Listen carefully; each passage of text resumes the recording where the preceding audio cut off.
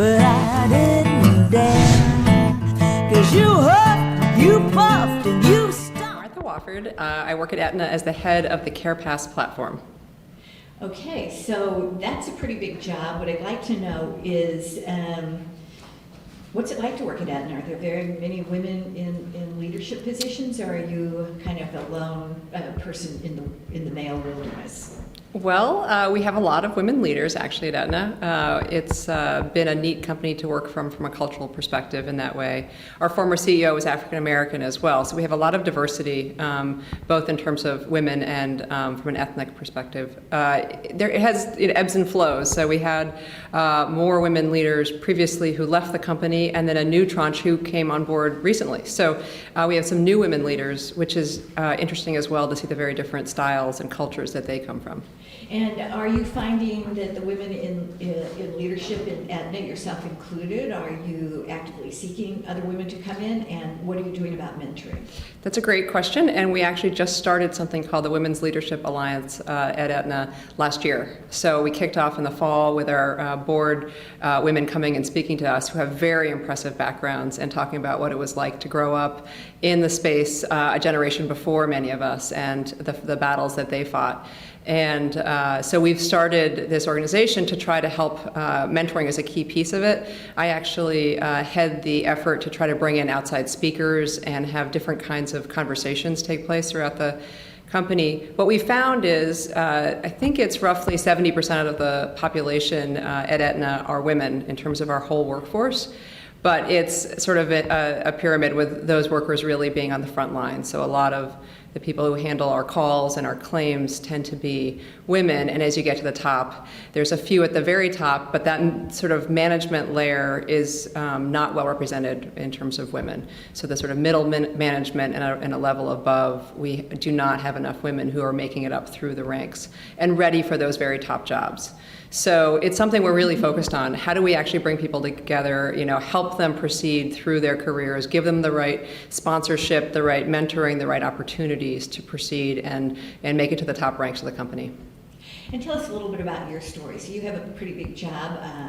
I go to a lot of these conferences, so I know Carepass. I've presented a lot. How did you go from there to where you are now?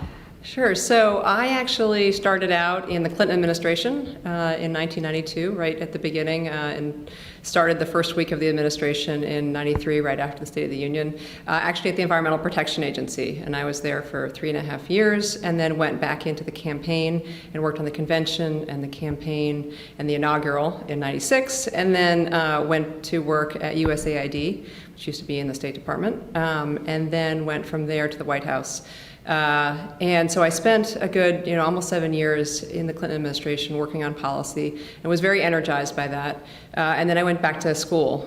So I went to Kellogg for my MBA. And then I went from there to management consulting in New York and did that for almost 5 years.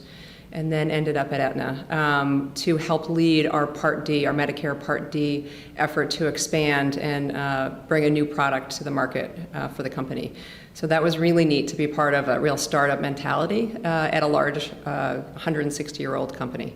So I did that for several years and ran a quite large P&L, and then was asked to step out of that by our CEO to come lead the Carepass platform effort, which is his personal project. It reports directly up to him.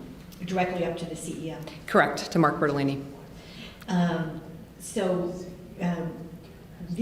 You've had these really big jobs, and I can imagine the time when you were in the White House that you were it was probably a 25-hour-a-day job. Can you talk a little bit about work-life balance? How are you making it work with these huge jobs and the time commitment that you must have to put into it?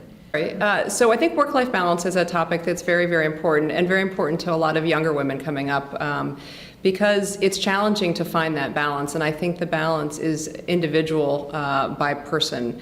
And so for me, exercise is very important to keeping a sense of sanity, and so I found through many late nights where I had planned to go to the gym but work cropped up that I have to get up in the morning and do that first thing. So that is a part of my daily routine, is to get up every day and do what's most important to me. It's gotten harder as now I have a child, a 7-year-old daughter, and so work-life balance becomes not just a question of what you need, but what other people need of you in your personal life. And so even just this morning at the airport, as I was headed here, I had a teary call from my daughter not wanting me to be gone. I had left before she'd woken up. And so I think it's really hard to balance, but I do think it's something you have to find that personal point of balance that works for you, works for your family. I have incredible help from my mother, who picks up my daughter from school many days, and from my husband, who's very supportive and enables me to travel as much as I do and take on the roles that I do. So I think you got to have the community piece of your friends and family helping you. It truly does take a village in this day and age, I think, to raise a child. And I think it's something that's, again, we have to find that balance individually. There's no sort of silver bullet answer to meet your needs across the board. And so how do I build that village? At XX in Health, this work-life issue always comes up. And young women are asking two questions. One is, how do I go about finding a spouse who's going to be supportive? That's one issue. And the other one is, so when should I have kids? When in the course of my career should I have kids? Any thoughts about either of those questions? Yeah, so I think the question of when to have children, obviously with Sheryl Sandberg's book, there's been a lot of good debate that's happened, as well as the articles in Atlantic Monthly and others over the past 9 months or so about this issue. And I think it's very hard to know when we should lean in or step back, and what the right flow is in our careers. I think one thing I've done is try to communicate to my management at Aetna that there's a trajectory issue about what the angle, that slope looks like, and how fast you can move up, and what is manageable. And I think the flexibility to have that work for you, where it can go at a much less abrupt angle than maybe the company wants you to do, and have that flexibility to say, no, I need some balance here. I need to be able to spend a little more time with my family at this juncture is super important. So I don't know that there's any really good answer for how you manage it. I think, again, you have to figure it out for yourself, and everybody's family dynamics are different, and it's hard to find spouses and others that are going to be supportive, but if it's important enough to you, then you figure it out. And how do people at Aetna or even in the White House react when you say, I can't do that, my kid comes first? Well, I think you have to have those firm... Just start. Oh, I'm sorry. So how do people react when you say, no, I have a family commitment? I think you have to pick your battles on that, and you can't have a lot of family commitments, but when you do have them, they have to be firm, and you have to hold those boundaries. You have to set the boundaries and hold them, in my experience.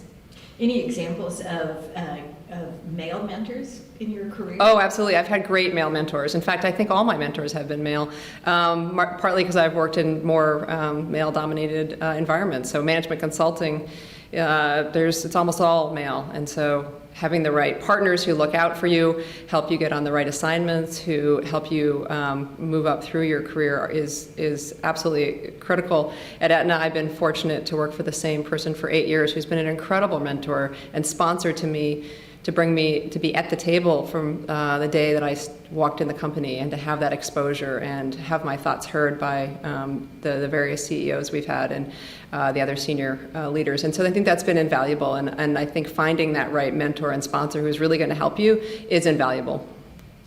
And so here we are at XX in Health. What role do you think this organization is or should be playing to get more women? I mean, one of their goals is, let's get more women at the top. Yeah, I think that XX in healthcare can play an important role of trying to bring us together. There are a lot of women. If you look at the healthcare industry overall, there's a tremendous number of women in the system, but not as many at the top. And so how do we help communicate with each other, help each other do the things that are going to add value? I actually come back to the belief that you have to add value to make a difference. It's not just sort of who you know, and I think the community and networking side is really important. But I think we have to get back to some of the stories we heard this morning of how do we help patients navigate the system, and how do we make the system work better, and really add value to help change it, because I think we'd all agree that the system is fundamentally broken right now, and we have to change it. And so I think women can help lead the way to a new whole paradigm. And because women typically have less of the sort of power positions, I think maybe changing some of the formula will be easier for women to lead, and technology is going to play an incredibly important role. So I'm very excited about the power of technology to drive change in the system and really add value back to patients and to consumers to make it more convenient for us to get the access to care and the access to the information and the programs that will help us stay healthy and out of the healthcare system. So I actually look to women as being a key set of leaders to help us as we shift the paradigm. So you're involved in probably the most important mentoring relationship of your life, which is being the mother to your daughter. Any words that you want to say about how you talk to her? Is she asking you about what you would do when she grows up? So mentoring my daughter is a very important role. She is not yet asking about having the discussion of what to do when she grows up. But we have a lot of conversation about Barbie dolls and how Barbies don't necessarily represent the true female physique, and to aspire to be active and doing whatever she wants to do, and that it's really important to be empowered to feel that you can do anything that you want. So we think we have a lot of discussions around women in science, and she's very excited about lots of figures who've come before and what they've found. And so I think that's a piece where you can sort of lead by example as opposed to it being all about sort of the conversation. So I try to urge her to dream big and do whatever she wants to do, and then lead her in different ways to explore. She's very into art as well, so we do a lot of going to museums and also into different areas of science.